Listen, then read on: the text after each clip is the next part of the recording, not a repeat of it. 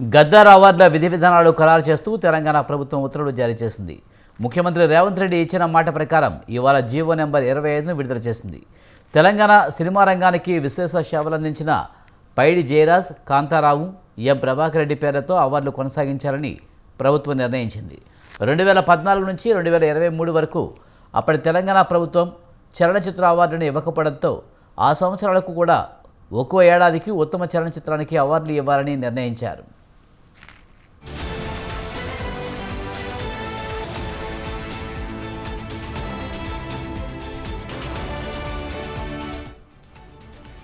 ఈ నెల 13 నుంచి గద్దర్ అవార్డుల కోసం దరఖాస్తులను స్వీకరించనున్నారు.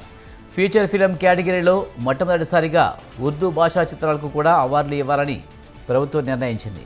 ఫీచర్ ఫిలిం, జాతీయ సమైక్యత చిత్రం విభాగంలో గద్దర్ అవార్డులు ఇవ్వనున్నారు. అలాగే బాలల చలనచిత్ర విభాగం, పర్యావరణం, హెరిటేజ్ చరిత్రపై నిర్మించిన చిత్రాలకు గద్దర్ పురస్కారాలు అందజేయనున్నారు. తొలి ఫీచర్ ఫిలిం, యానిమేషన్ ఫిలిం కేటగిరీలతో పాటు social effect film, documentary film, short film విభాగాల్లో అవార్డులు ఇవ్వనున్నారు.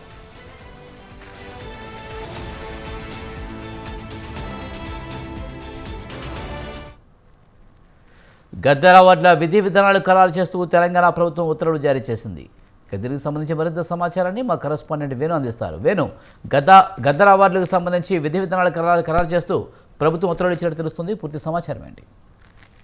తెలంగాణ ప్రభుత్వం చలనచిత్ర అవార్డులకు సంబంధించి విధి విధానాలు ఖరారు చేస్తూ రాష్ట్ర ప్రభుత్వం నేడు ఉత్తర్వులు జారీ చేసింది.